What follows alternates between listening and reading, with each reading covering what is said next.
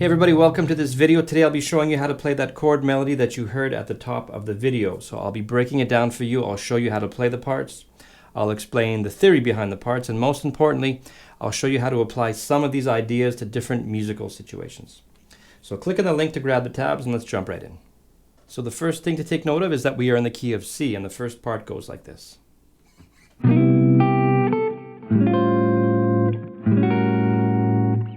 So what's happening there is that I wanted to harmonize this melody.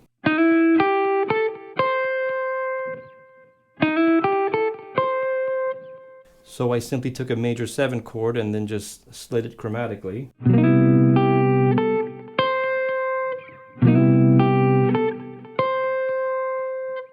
And now up on this C note here, I had some choices. So again, I mentioned we're in the key of C, and we're going to go from C to A. And in this case, I decided to go with A7 and not A minor 7. So it's going from a 1 chord to a 6 chord. So I used this voicing, which is a dominant 7, sharp 5, sharp 9.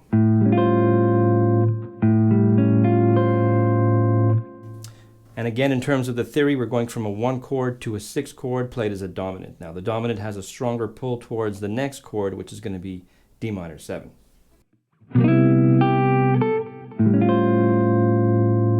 So after the A7 sharp 5 sharp 9, I play this chord, which is an A13 flat 9. It's a great one.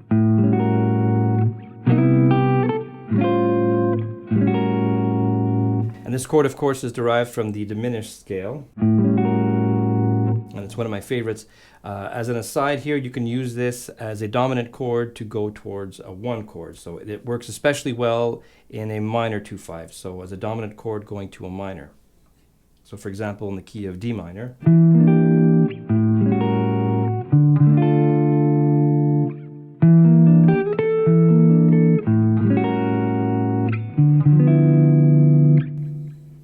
In the key of C minor, for example.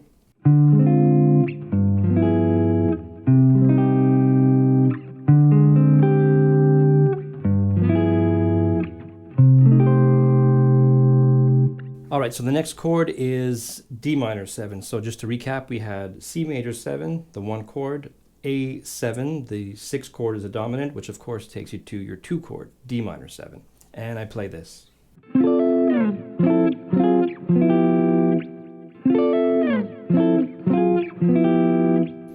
So you're looking at this position here. I'm thinking D minor 9 like this. And I'm just playing the top part of it with a hammer on.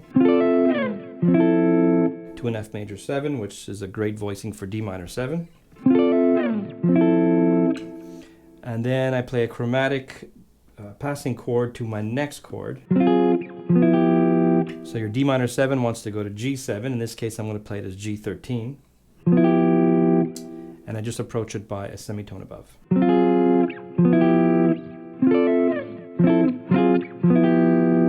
And from there, I play F13. I take the same voicing and bring it down 2 frets.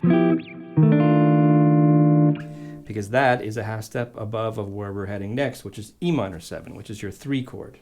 So just to recap.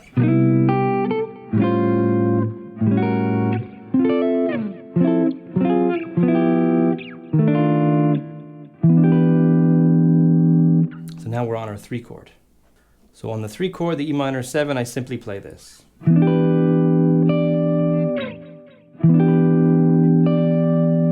Simple enough, and then that resolves to this part, this diminished chord.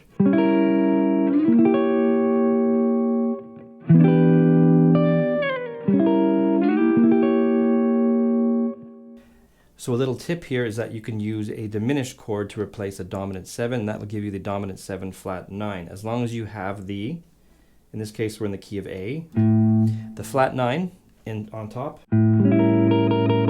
B flats on top, the major 3rd, C sharp on top, the 5th, E is on top, or the flat 7, in this case G. So any of these voicings are acting like an A7 flat 9.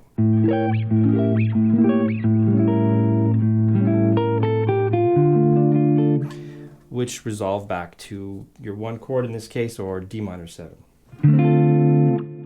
So E minor 7, A7 flat 9, which takes us to D minor 7, our 2 chord, and I play this.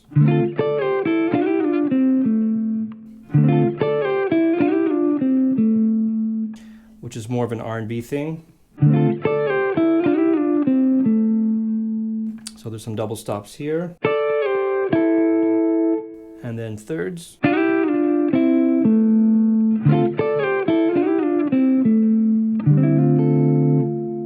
So that outlines the D minor 7 chord quite well, and this of course can be transposed easily to different keys. F minor 7, G minor 7,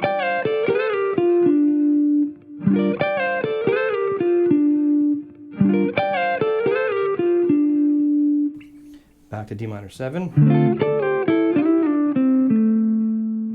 That's our D minor 7, going to, of course, our G7 of some sort. So now our D minor 7 was our 2 chord, taking us to our 5 chord G. In this case, I'm going to play F over G. I think I played this, which of course, again, is the suspended sound. This is a great voicing that can be transposed easily.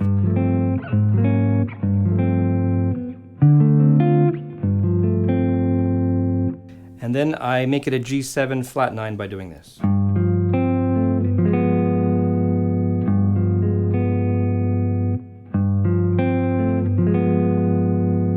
All right, G7 flat 9, resolving to back home to 1, C major 7. So I'm going chromatically from the 5, sharp 5, to the 6.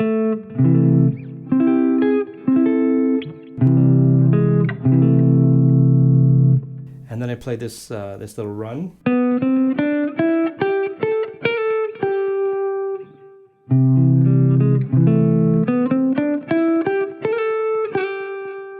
That run, of course, is from the C pentatonic major scale. A bit of blues here. All right, so now we're on the G note.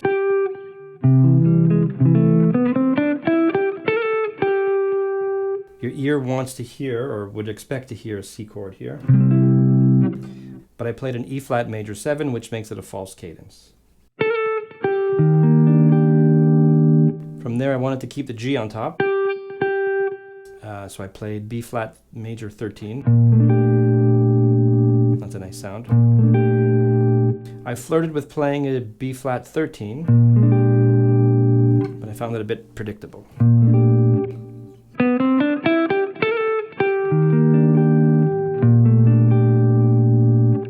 And then back home finally to C major 7. And lastly, there's the solo part that I played on C major 7, which looks like this.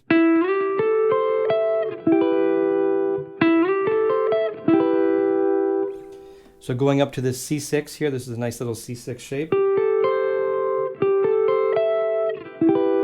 an E minor triad, which works really well over the C major 7. All right, and then lastly is this line.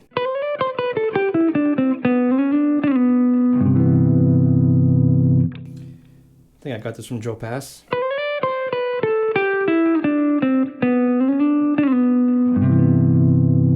All right, chromatic.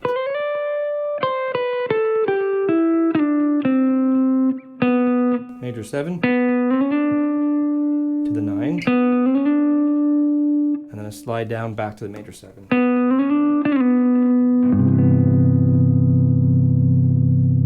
And then playing this voicing for a C major 7, which is maybe not conventional.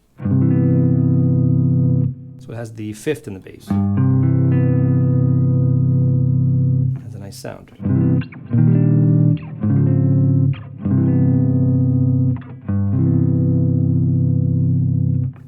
There you go. Alright everybody, that is it for this video lesson. I hope that you enjoyed it. If you did, please give it a thumbs up, subscribe for more content like this, and I will see you in the next video.